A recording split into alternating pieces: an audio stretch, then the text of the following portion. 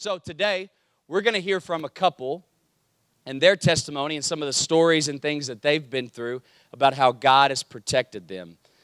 You've probably seen her sing on the platform on Sundays. She's on the schedule as a praise singer, and then he's back always running the sound. So you don't get to see him as much as you see her. But I want to bring David and Rhonda Thomas up to the platform. We love this couple. Amen? We are blessed to have them, and they have some testimonies and stories that they're going to share with us today. And so we're glad that they're here. We're glad they were willing to do this and join us up here. So I'm going to let them kind of start and tell us, if y'all don't mind, kind of tell us where you were born, the kind of family you were raised in, to give us a little bit of background on you and your story and your life leading up to moving to Cabot. Am I on? Yeah. I actually am from Jonesboro. My parents have a farm there, actually a little bit outside of Jonesboro. And I am one of the many that have been raised in church all my life. And I look back on a lot of things and realize how blessed I have been from way, way back as a child all the way up to this point. I see things when I was growing up that my parents put in me that has helped me through situations. And so Jonesboro is my home place. And then we got married, moved to Fort Smith, and we're there 26 years, wasn't it? Yeah. And we're involved there in a church, just praise singing, doing worship, singing, and of course he does the sound. So, take it away. All right, so I'm a city boy. I'm a country girl. Wasn't raised on the farm. But people ask me where I'm from, and I just say Arkansas, because I've lived pretty much everywhere in my lifetime, because I was a preacher's kid. And I think Dad only had sermons for enough to last about 3 years, because about every 3 years we moved somewhere. But anyway, so I've lived Fayetteville, West Helena, Benton, Fort Smith, Bentonville. So I've been around, but back in the late 70s, the good Lord directed Dad to go to Jonesboro, and that's where I met my wife. And so it's been a great 37 years since. So that's a little bit of my history. So you mentioned, Sister Rhonda, about your upbringing, raised in church. Tell us the story about the time that the storm came through and what happened with that. I'll just set it up from there, and you tell us that story. Okay. I was a young child. I was probably 8 or so, and in Jonesboro, there was a tornado coming through, bad winds and everything. And my dad was a farmer. My dad worked a job in the city for 8 hours and come home and then farmed. And he had a rice field. I think it was rice at that time. He's done rice and beans and whatever. So anyway, that night, it was bad. The weather was horrible. And my dad was walking the floors and was worried that all of his labor was fixing to go down for all the wind blowing all of his crops down, laying them flat. So my mother, she got up and said, we're going to pray right now. So we all got down and we prayed that God would somehow protect his crop. So needless to say, we went to bed that night, and of course my dad was still worried, and you do that even though you do trust God. But he got up early the next morning and went down to the field. And when he got there, his field was standing straight up, and the fields around him were laying flat. And when he come home, he told us, and I want you to know, we all praised the Lord for that, because that was nothing but God. Because the land was all connected. It was side by side. Dad's property, the next person's property, across the street, road property. And all of that was laying flat, but my dad's. So that was a memory and something we went through that has stayed with me all my life to let me know that God knows where we are and that He takes care of things if we just trust Him. So, Now, that obviously taught you the power. How old were you when that happened? about 8. About 8 years old? Mm-hmm. So that at 8 years old taught you the power of prayer Exactly. from a very young age that you would then later use for another incident that happened. So that story of when you are in desperate need of God to work led to a valuable lesson that you learned later. So tell us about that. Yes, a few years later, actually, I was a teenager and ready for camp. We all went to the campgrounds, and I was probably 16 years old. I'd had a major back surgery and was in a body cast for about 10 months and had just gotten it off in time to go to camp. So I was thrilled. And back then, which was way back then they let you on Friday nights go out and eat, go into Little Rock and eat, and then you came back in after you ate. We didn't leave campground until Saturday morning. Well, we went in that Friday night. We had to sign papers. Every time you left the campground, you had to sign a list, whatever. So it was me and 2 other girls I was with. And we went into Little Rock to eat, and on the way back, our car ran out of gas. Between here, Little Rock and Redfield. And so we were stuck on the side of the road there, and we flashed our lights as long as we could until the battery went down and trying to get help because we knew a lot of the kids were coming back. And, of course, no one stopped. And so, yeah, right, it was before cell phones. I don't want to tell how old I am, baby. But anyway, we had no way of getting a hold of anyone. And so we sat there, and all of a sudden this car pulls up behind us. And so we're like, okay, maybe we have some help. We first thought it was someone we knew. But no, it was not. And this man gets out, and he comes around, and he said, hey, what's wrong? We told him we thought it was gas. He tried to help us. He lifted up the hood, And so we were all 3 talking and saying, hey, this guy's gone to a lot of trouble to help us. Surely everything's okay. So he said, I'm going to go get you some gas up here, and I'll be back. So he goes and gets the gas, comes back, goes to the back of the car, pours it in, we thought. And then he comes up, and we try to start the car. It does not start. So needless to say, after a little while and discussing, the girl in the front seat says, okay, he's going to take us to the campground, so let's go. Well, they started getting out of the car. I'm in the back seat. Now, I did not want to do that, but I wasn't going to sit on the side of the road by myself in a car. So we all got in the car. And in a moment we got in the car, I knew something was wrong. The gas can was sitting in the back floorboard, and it was full, or almost full. So anyway, make a long story short, we ended up in the woods. And this man kidnapped us and took us out there in the middle of nowhere. And so immediately when we got there, we just started praying. He gets out of the car, we locked the doors. We started praying, and I'm telling you right now, if there had been light, it was pitch dark, but had there been light, I could have seen the imprint of my Jesus sitting beside me. He was that close. I knew he was with us.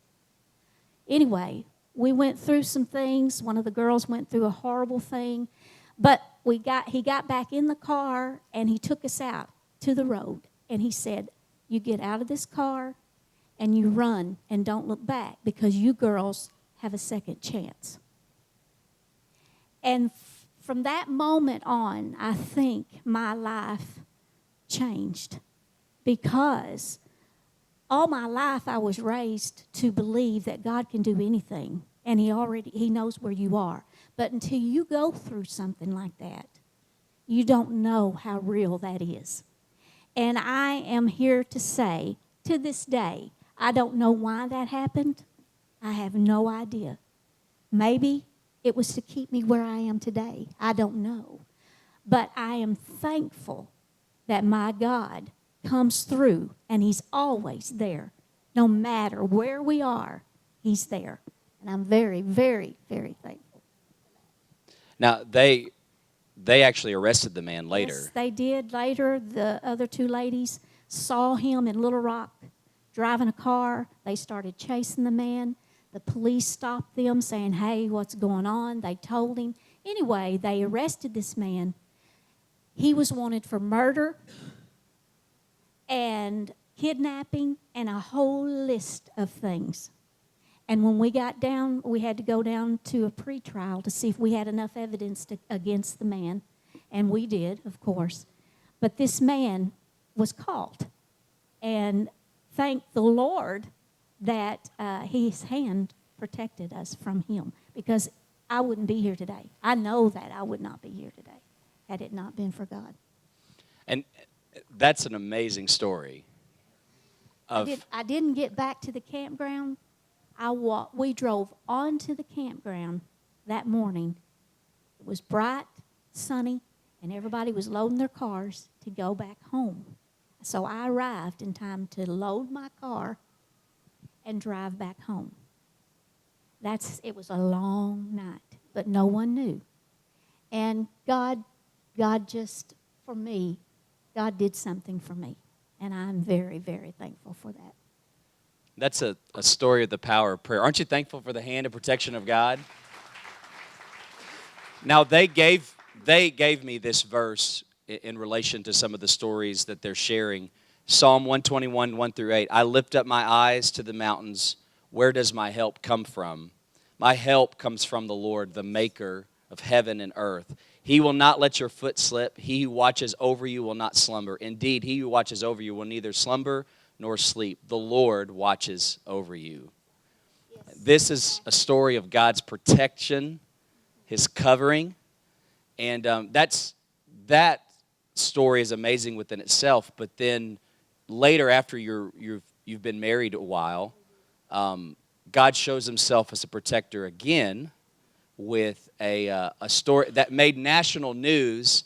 And you probably have read about it, but you didn't know that these two were involved in it. So, Brother David, why don't you tell us about that? Yeah, this was in 2002, I believe. Rhonda and I went to Tulsa for the weekend, and we were trying to make it back to church on early Sunday morning so we could be back for church, because we were real involved there, had things to do. So we had left Tulsa early, and we always made that trip nonstop because it's only about an hour and a half, and we always just drove it straight through.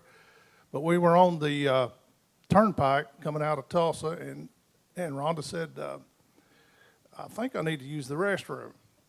So me being Mr. Macho, I said, well, you think you need to, or you need to, And she says, yeah, we better stop. So there's Guys, only we've one all been place. there. Yeah, there's only really one place you can get off because that's a toll road. So there's a McDonald's and a convenience store kind of out in the middle, so we stopped, and so we were stopped for right at about 10 minutes. And we get back in the car, and we go on down the road, and we get on Interstate 40, and we hadn't been on there but about 5 or 6 minutes, and there's the bridge that goes over the Arkansas River.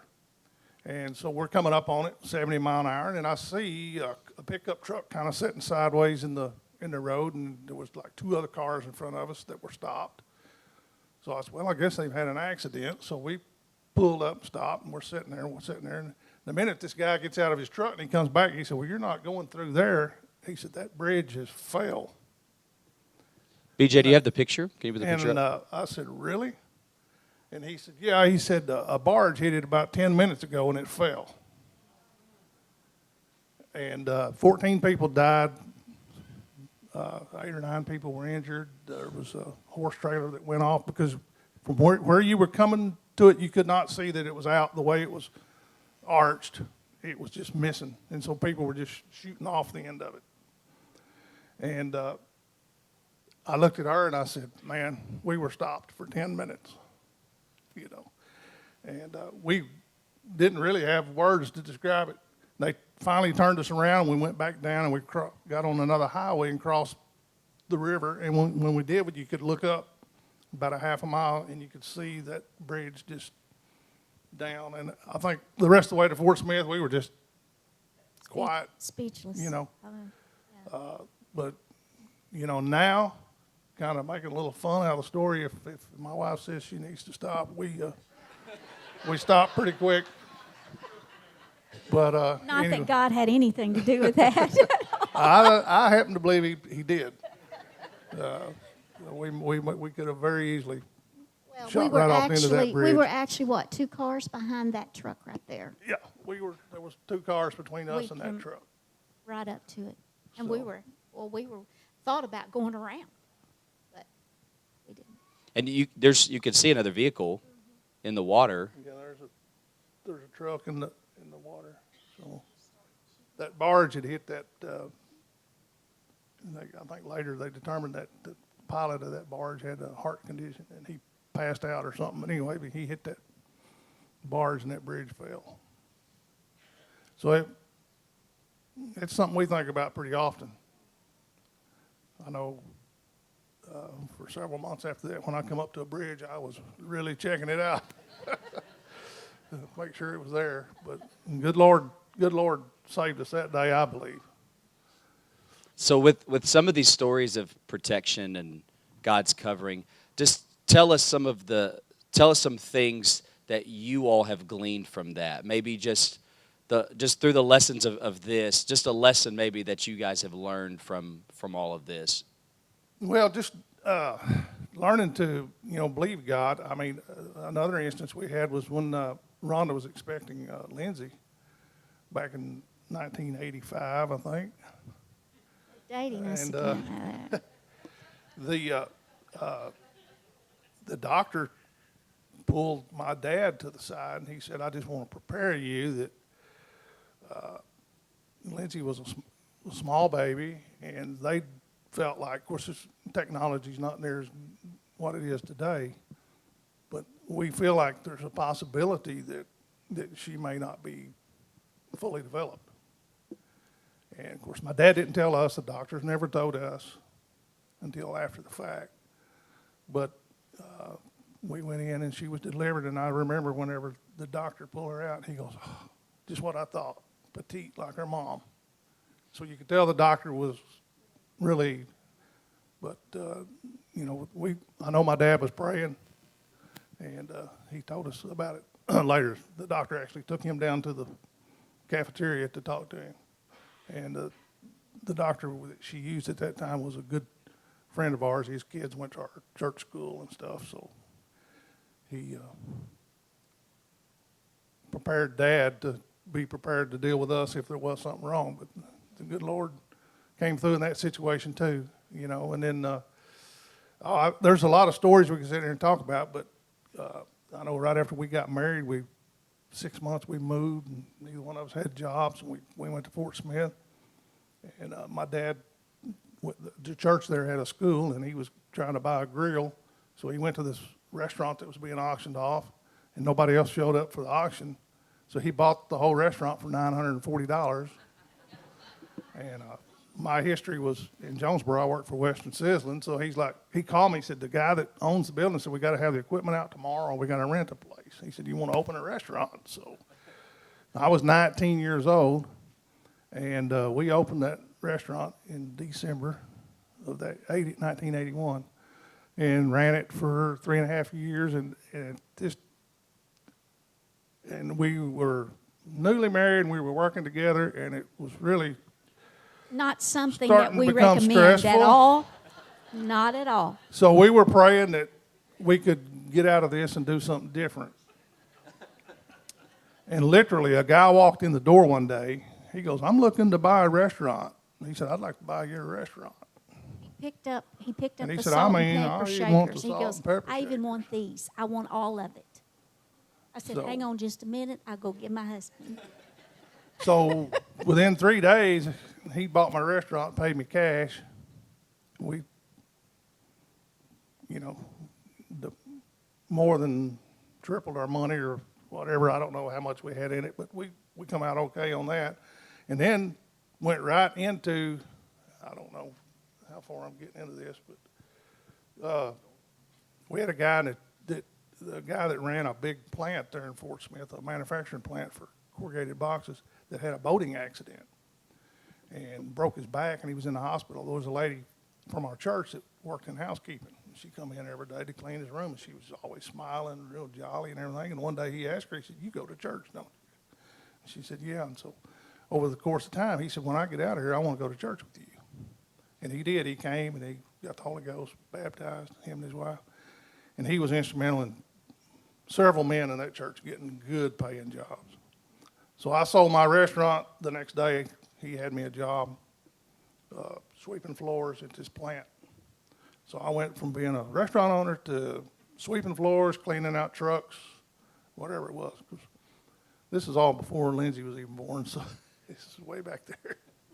But anyway, after 19 years, I was number 2 in the plant, plant manager, and worked my way up over time, and God just blessed. I mean, I can't name everything he done that, the pay was just good and everything.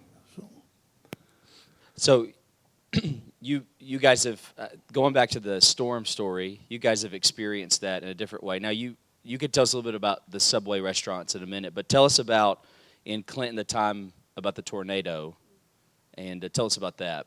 Yeah, right after I'll talk about in a minute how we got into Subway, but we ended up moving to Clinton, and we hadn't been there but a year or two, and maybe 3.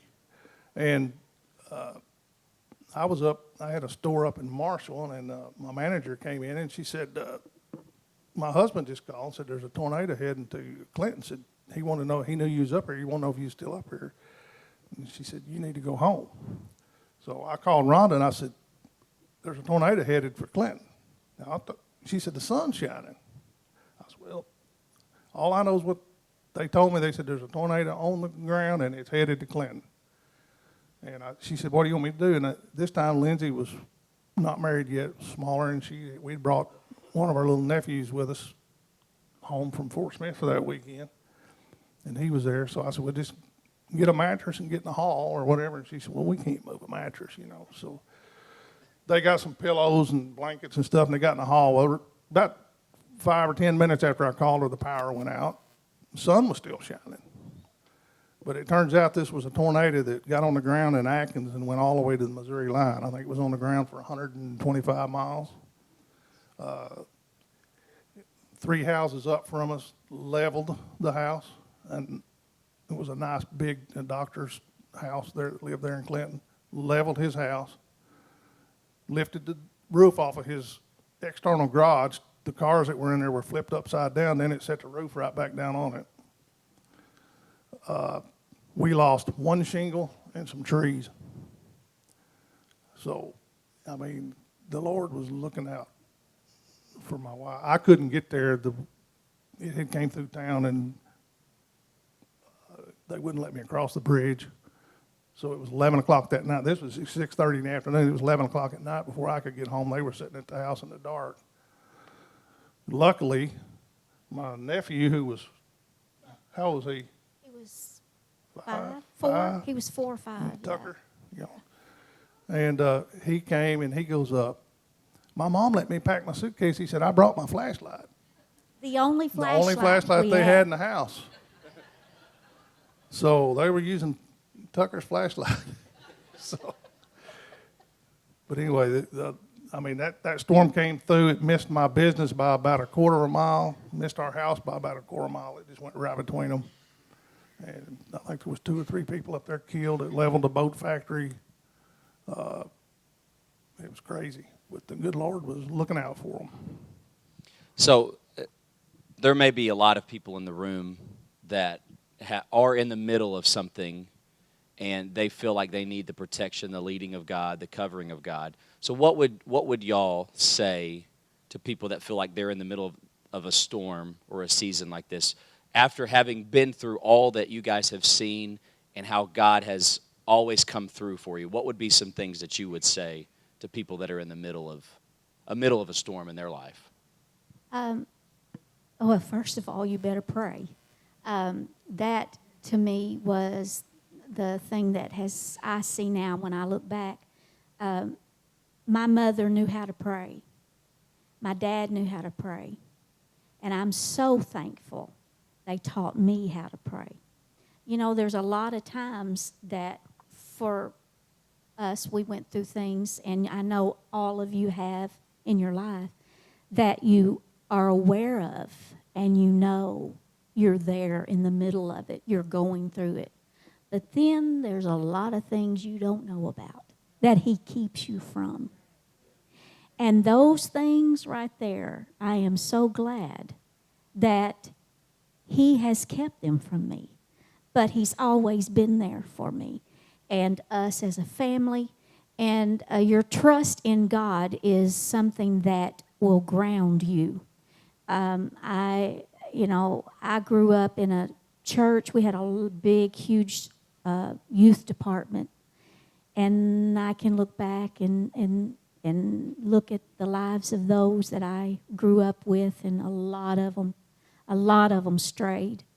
And, I'm just thankful that maybe I went through some of these things so that I could still have God in my life and include him in my life. And no matter what you go through, and no matter how big or small it is, it doesn't matter to him. It really doesn't matter.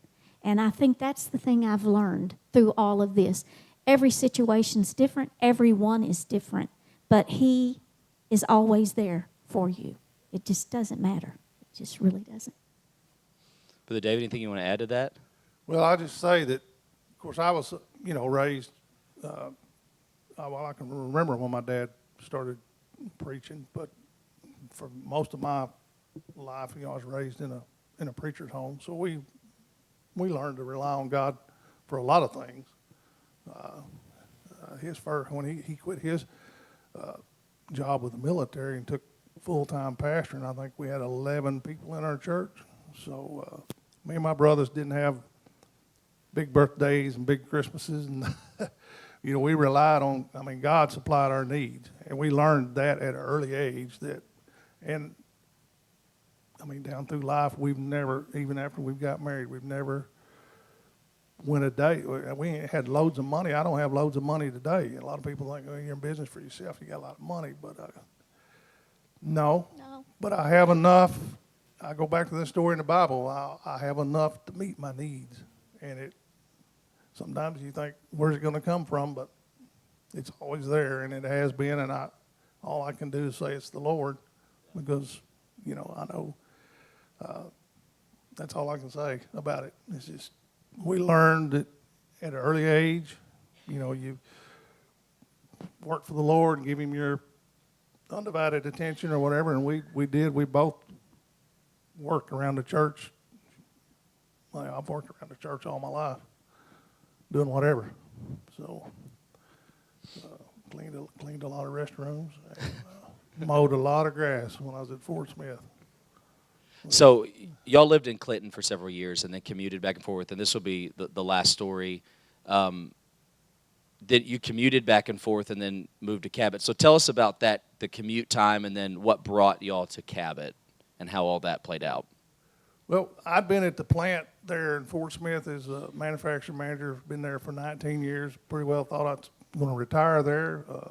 Making a good living. Had everything, all the boxes checked. And we were just trucking on down the road. And then one day they came in and said, well, we've sold the plant. There was 9 plants and a paper mill that this company had. And they sold all of them to one company. And it just so happened that company had a plant right across the street from ours.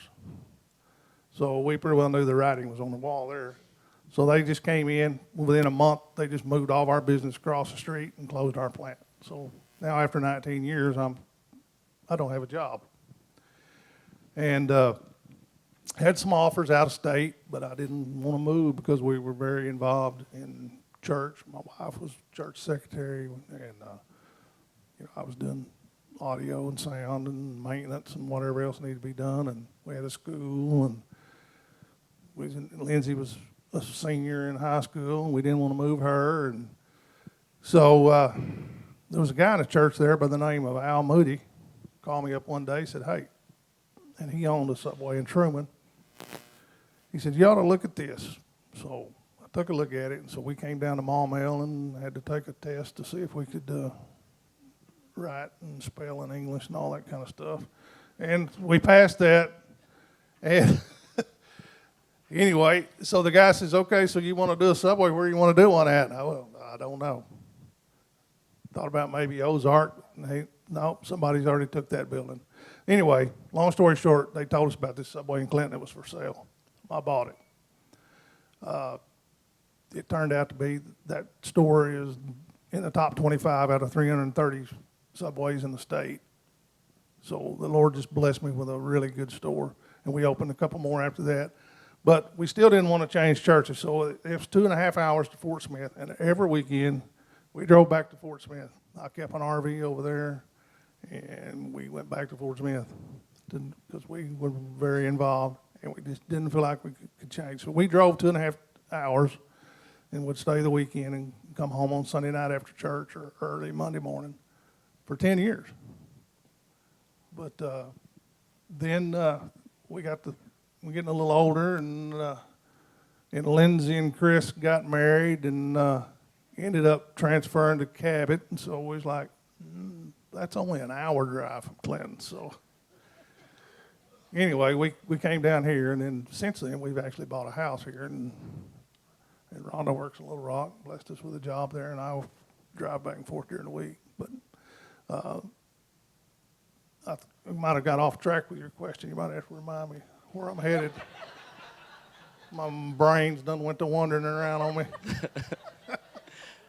You can tell us about the house selling and then moving here. So yeah, we wanted to move here. So we live in Clinton. I don't know how many of y'all know where Clinton is, but it's a town of about 2,500 people. Not a lot of people moving there. There's no business, no industry.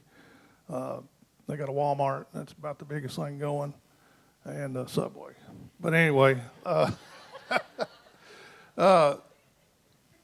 we put our house up for sale, and we had a house in 8 acres, and we had hardly nobody look at it. But we prayed, and a guy came and bought it, and we were blessed with getting that house to begin with because it wasn't even up for sale. And we found out about the guy might be going to sell it. And we called him, and he sold it to us at a really great price. But anyway, and then we found a house in Cabot, not far from Lindsay and Chris, that we wanted, and so we made an offer on it, and we didn't get it. So we thought, well, that's not meant to be. And at this time, we'd already sold our house, and we were living in our RV. And so We don't recommend that either. yeah, that's pretty tight Not quarters. for very too. long, anyway. I spent a lot of time at Subway. No. Anyway. You guys didn't know this was going to be marriage therapy. Yeah, and That's what marriage we're counseling too. So this is only about the third time in my 50-something years of life that I've been on stage. So I got to make, Just make get it all count. out. Just get it all out. I learned at an early age I wanted to be on that end of the wire. But anyway, the Lord just worked that out, and we made this offer on this house in Cabot that we wanted, and they said, no, you didn't get it. Somebody came in and made a full price offer and beat you out. So it was about 30 days later, the real estate agent called and said, we were supposed to close on that house tomorrow, and said that lady's deal fell through. Do you still want that house? So we came back, looked at it, so we ended up getting it. So the Lord just worked that out for us too. And we're right there across the street from Lindsay and Chris where we can pester them. And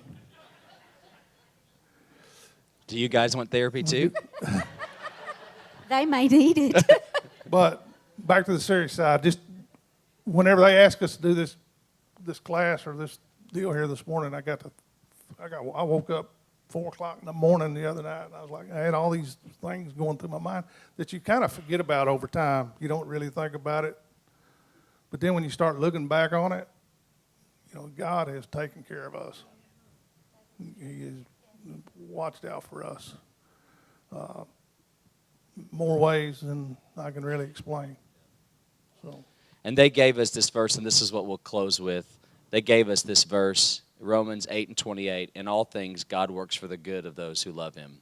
And I think that is a summation of everything you heard here this morning. Can we thank the Thomases for being willing to share?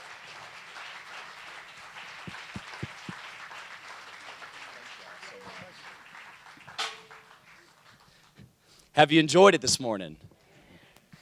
Here's what I'd like you to do before we dismiss. Would you turn to somebody and tell them what one of your favorite stories was that you heard this morning? Something that jumped out to you and stuck with you. Maybe where you are and it just spoke directly to you. Would you take a moment and tell somebody just a story that you heard this morning that just resonated with you?